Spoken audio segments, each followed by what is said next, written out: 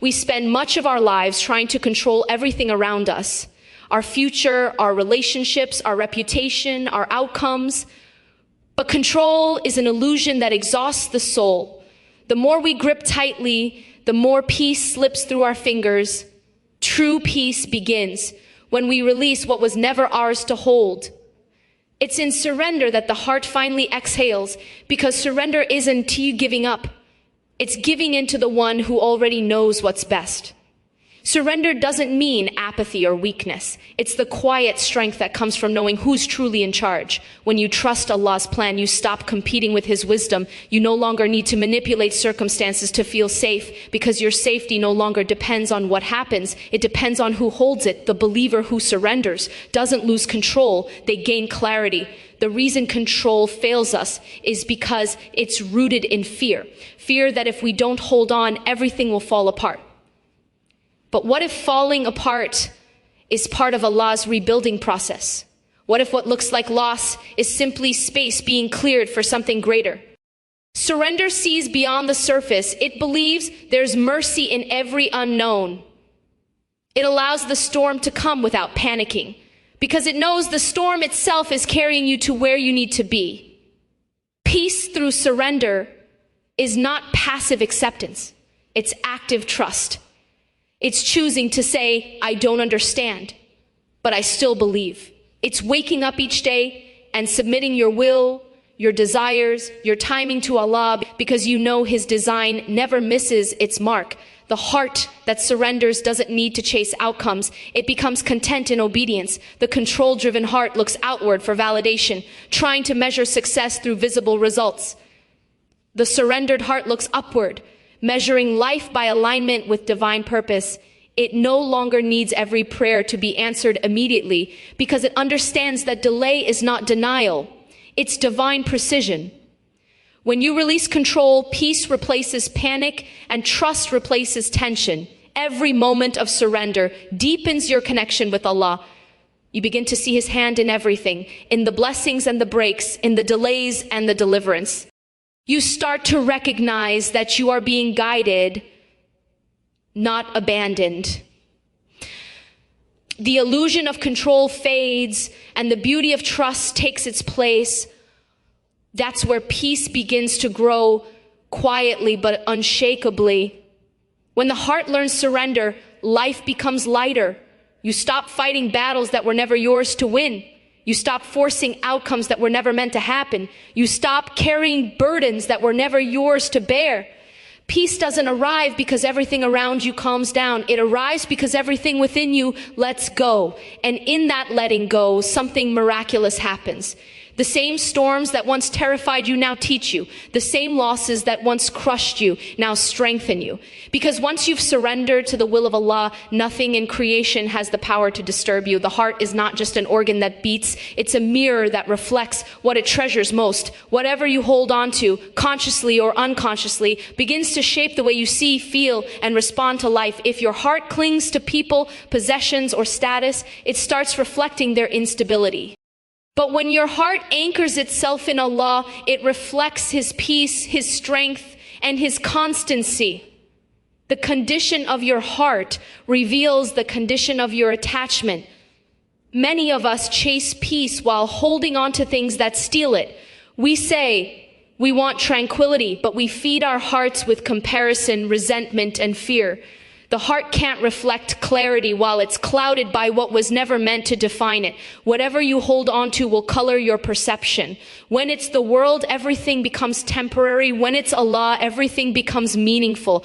The heart is a sensitive mirror. It doesn't lie. When you find yourself restless, it's often not because the world has changed, but because your focus has. When you hold tightly to outcomes, your peace rises and falls with them. When you hold on to people, their moods dictate your worth. But when you hold on to the Creator, your peace becomes untouchable because it no longer depends on the creation. We polish this mirror through remembrance. Dhikr is not just repetition of words, it's the cleansing of attachment. Every subhanallah removes dust. Every alhamdulillah clears fog. Every Allahu Akbar recenters the heart's reflection toward the eternal. The more you remember Him, the more your heart stops reflecting fear and starts reflecting faith. When the heart mirrors love for Allah, it becomes soft yet unbreakable. Soft in compassion, humility, and patience. Unbreakable in conviction, resilience, and hope. Such a heart doesn't react impulsively to life's noise. It responds with wisdom because it's not mirroring the chaos. It's mirroring calm. The heart takes the shape of what it loves most, and love for Allah gives it a form that nothing can distort. Attachment is the lens through which the heart sees. If you attach to perfection in people, you'll always see disappointment. If you attach to control, you'll always see threat. But if you attach to the one who is perfect and in control, you'll see peace even in loss and wisdom. Even in waiting, the heart mirrors not just what it holds, it magnifies it. That's why a small fear grows into anxiety and a small hope turns into unwavering faith. It's the presence of clarity. It's built slowly through small acts of surrender until it becomes your instinct in chaos. When the heart learns to rest in Allah before the test loses its power to shake you. Many people try to manufacture calm in the middle of panic, but true peace is a precondition, not a reaction. It's what happens when you've already decided who you belong to and what truly matters. If you wait for calm to come when everything feels uncertain, you'll always be a hostage to circumstance. But if you root your calm in faith before life unravels, even the unraveling becomes part of your growth. The preparation of peace happens in stillness, not in struggle. Calm doesn't mean indifference. It means choosing perspective over panic. It means you understand that not everything deserves a reaction. Not every moment requires control, and not every outcome defines your worth. The one who prepares their heart in advance learns to see life's turbulence as a teacher, not a threat. This kind of calm is not built in one day. It's built in daily surrender. You build calm through what you feed your mind. The thoughts you entertain in peace determine how you respond in pressure. If you constantly feed yourself anxiety, fear, and comparison, then chaos will always find a home inside you. But if you feed your heart with Quran, prayer, and reflection, peace will become your default setting. The external noise cannot invade a mind that's already trained to quiet itself. Before Allah, calm is also a product of discipline. It's waking up before dawn, not because you have to, but because you know the silence of Fajr builds inner strength. It's walking away from arguments that serve your ego but starve your soul. It's choosing not to react immediately, but to reflect intentionally.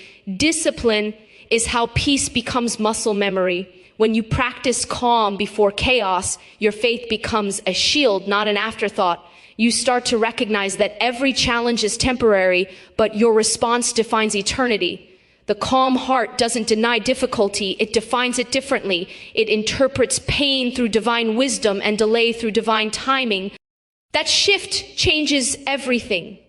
Not the situation, but the state of the soul. Calm before chaos means you've rehearsed trust. You've already told your heart that whatever comes is written, and whatever passes was never meant to stay. You've already practiced the pause, the breath, the prayer. When chaos comes, you don't need to invent peace. You simply return to it. The calm heart doesn't need control because it has conviction. The world around you will never stop shifting, but the world within you can remain steady if it's anchored in remembrance. The storm doesn't wait for your permission, but peace doesn't need the storm's approval either. Calm, when chosen daily, becomes the state of a soul that has already decided, no matter what happens outside, nothing will move what's already surrendered within. Every moment in life invites a choice, to react or to reflect. Reaction is immediate, driven by emotion, ego, or fear.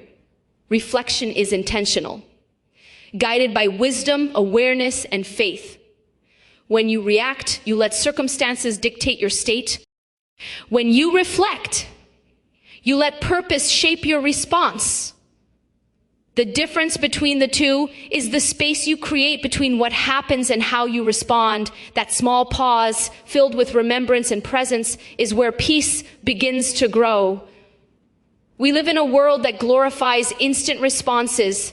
People rush to speak before understanding, to post before processing, to defend before discerning. But reacting quickly doesn't make you strong. It makes you unstable.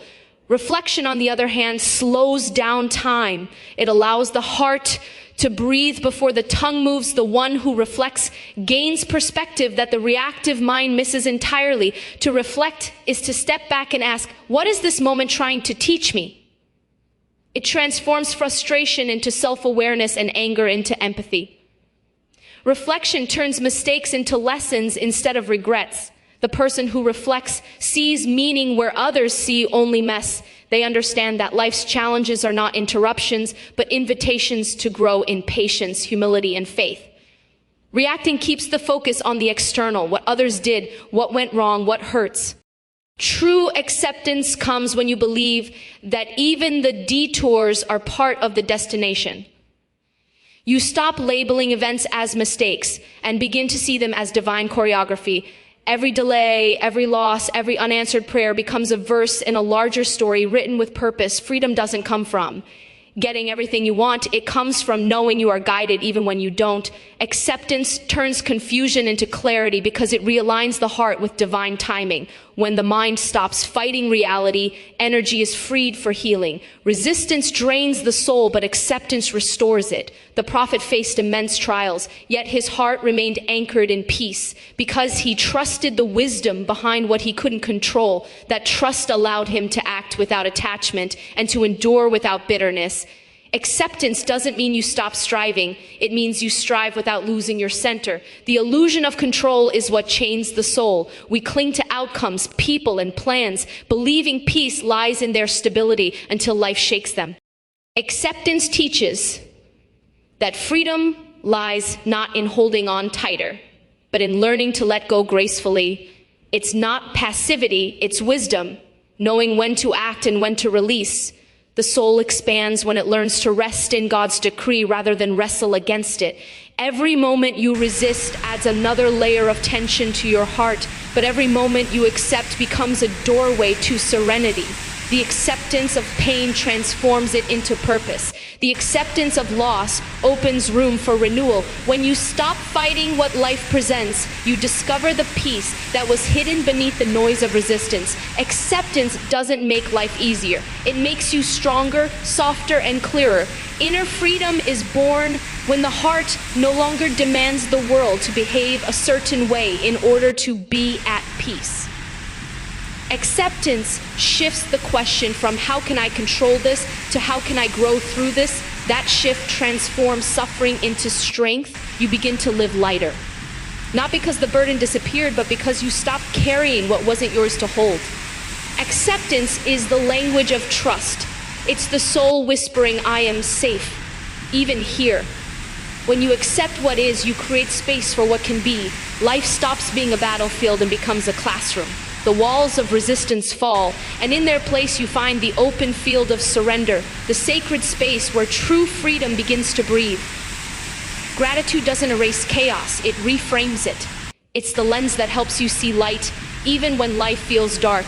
When you choose gratitude and confusion, you're not pretending the pain isn't real, you're declaring that meaning still exists within it. Gratitude shifts your focus from what's missing to what's present, from what's lost to what's left. It trains your heart to find divine fingerprints in the middle of disorder, reminding you that even in uncertainty, God's wisdom is still writing the story. When chaos surrounds you, gratitude becomes your anchor. It steadies the soul by turning attention away from fear toward faith. Gratitude doesn't wait for the storm to pass. It looks for the lesson hidden inside it.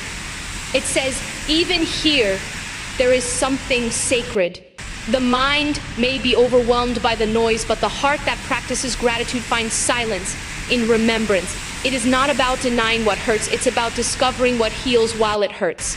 Gratitude transforms confusion into clarity because it pulls you into the present moment. The more you thank, the more aware you become of what's real and stable. Gratitude opens your eyes to the guidance you once overlooked. It helps you see that the very moments you thought were breakdowns were actually breakthroughs in disguise.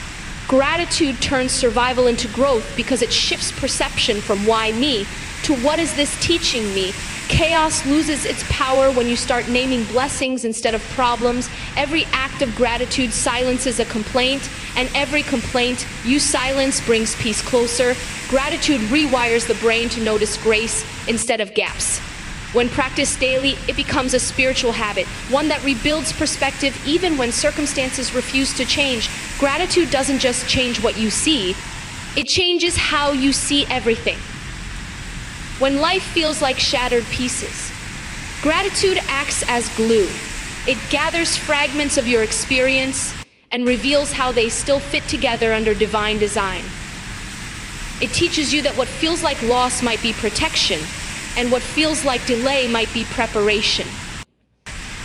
Gratitude is clarity in motion. It clears the fog of resentment and reveals the purpose behind pain. In thanking God for what you don't understand, you make space for understanding to come.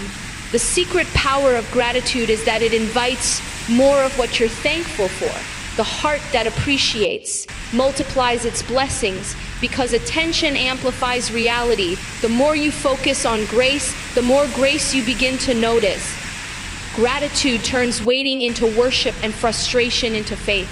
It teaches that clarity isn't found by fixing everything, but by finding beauty in what's already here. Gratitude is a form of surrender that doesn't feel like giving up. It's the quiet acceptance that even if everything feels uncertain, God's hand is still steady. Chaos begins to lose its authority when gratitude takes the throne of your heart. It allows peace to reign where panic once ruled, and it opens your soul to wisdom that can only be heard in stillness. Gratitude doesn't remove the storm, it helps you dance within it. When you practice gratitude long enough, you begin to realize that clarity isn't a future condition. It's a present awareness. Gratitude untangles the noise inside your mind and brings focus to what truly matters. It transforms struggle into strength, confusion into confidence, and waiting into worship. The heart that lives in gratitude no longer fears chaos because it knows every storm hides a seed of divine order waiting to be seen. When you let go of what isn't meant to stay, the heart clears space for what truly matters.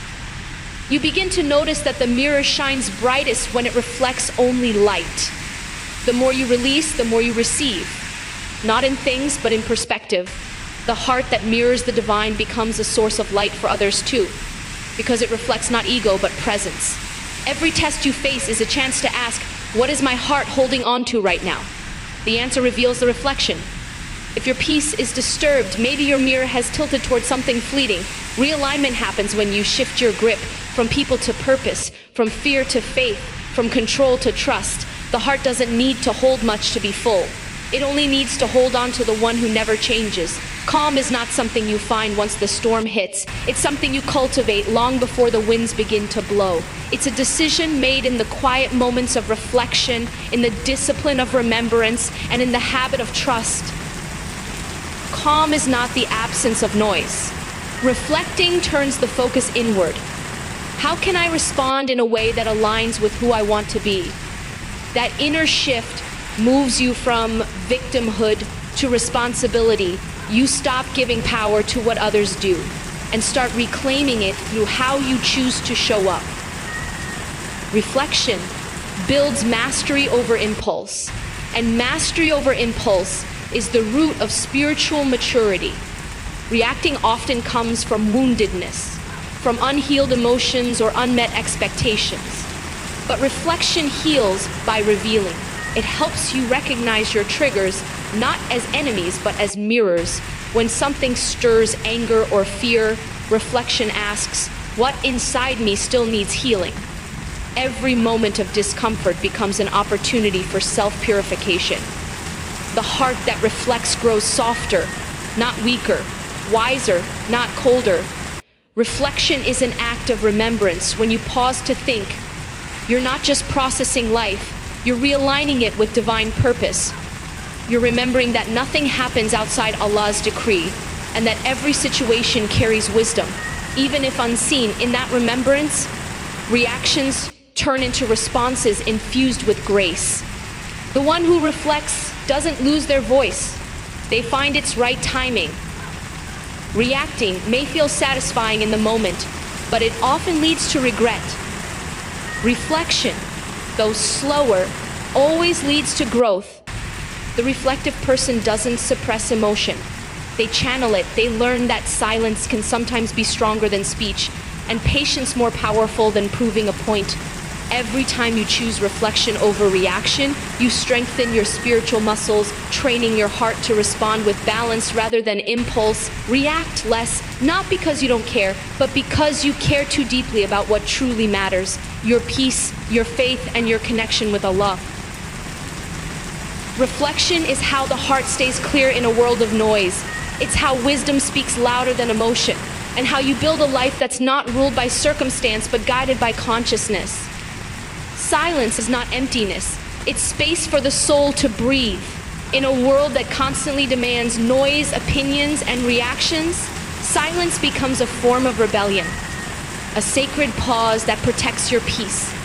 It's in silence that clarity forms, intentions realign, and the heart remembers what truly matters.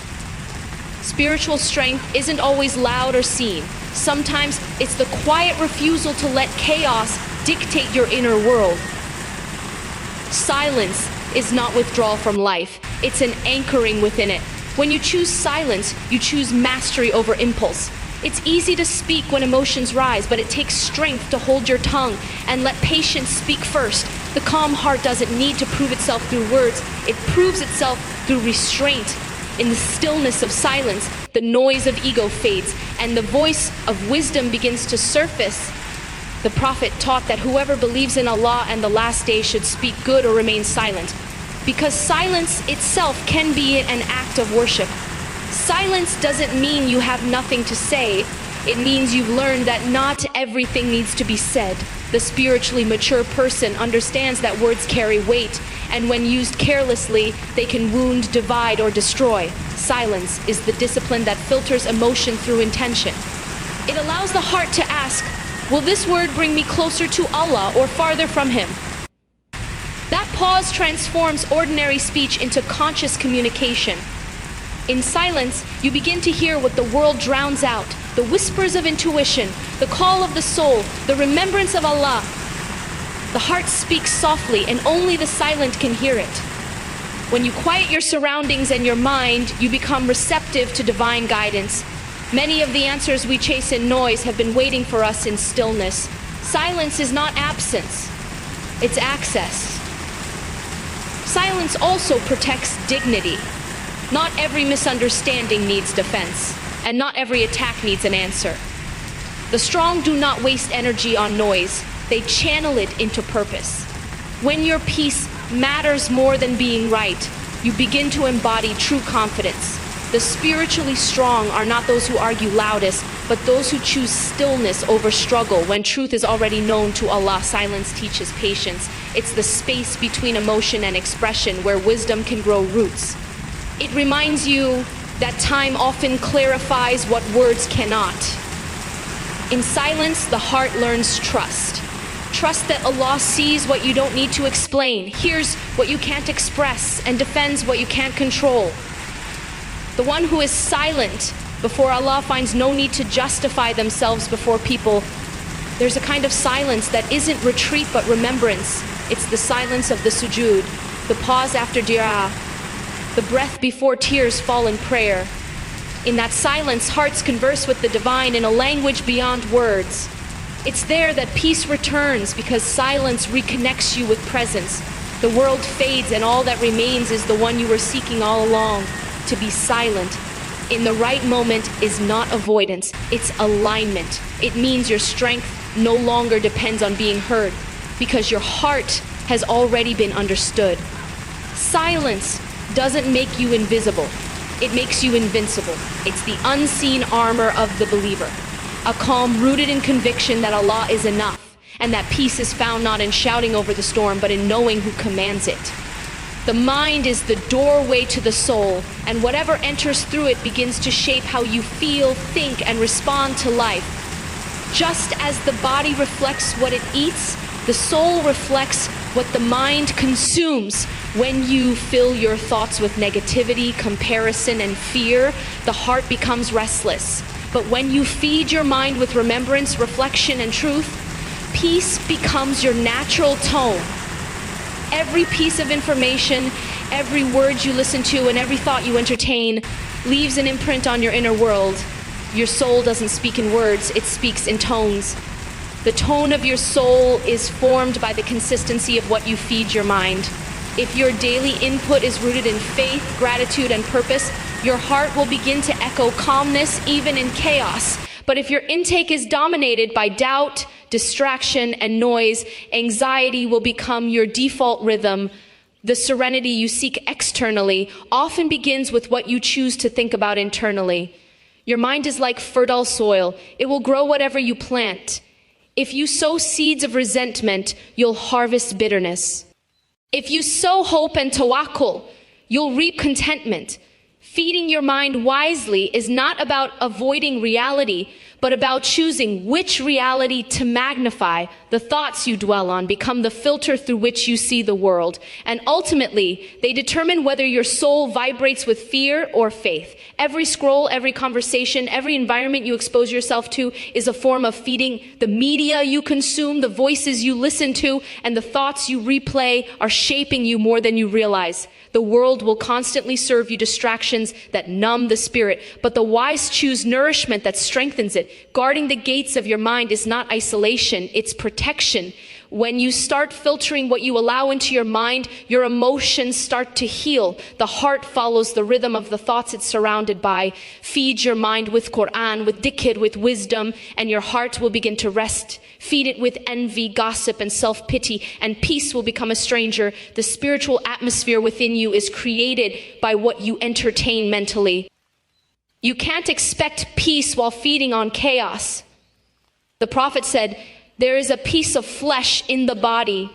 If it is sound, the whole body is sound. That piece is the heart, and the heart is deeply influenced by what the mind absorbs. When you nurture your thoughts with divine remembrance, your soul starts to radiate light. The mind becomes a servant to faith rather than a slave to fear. It's not just about consuming good things, but also about creating space for stillness. A cluttered mind leaves no room for revelation. When you quiet the noise and feed your soul with reflection, new understanding begins to bloom. The healthiest minds are not the ones filled with the most information, but the ones most aligned with truth and purpose. The tone of your soul becomes your unspoken message to the world. It's what people feel before you say a word. Feed your mind with purity, and your presence will carry peace. Feed it with darkness, and your energy will echo unrest. The one who masters what they consume mentally doesn't just protect their peace, they shape their destiny, because the mind you feed today is the soul you live with tomorrow. You said, acceptance is the doorway to inner freedom expended in 8 paragraphs, and don't add any ending sentence. NBR 10 chat GPT said, acceptance is not surrendering to weakness, it's awakening to truth. It's the realization that control is limited, but peace is a choice. Many chase freedom by trying to change the world around them, but inner freedom begins when you stop fighting what already is. Acceptance allows you to see life not as an enemy to conquer, but as a teacher to learn from. When you stop resisting the moment, you begin to feel the weight of struggle lift, not because circumstances changed, but because your relationship with them did. The heart finds stillness not in having all the answers, but in making peace with what it doesn't understand. Acceptance doesn't mean you like everything that happens. It means you stop letting what happens define your worth or your faith. It's the point where surrender becomes strength, where you stop asking why me and start asking what can this teach me? The moment you release the need to control every outcome, you step into a new kind of power, the power of trust.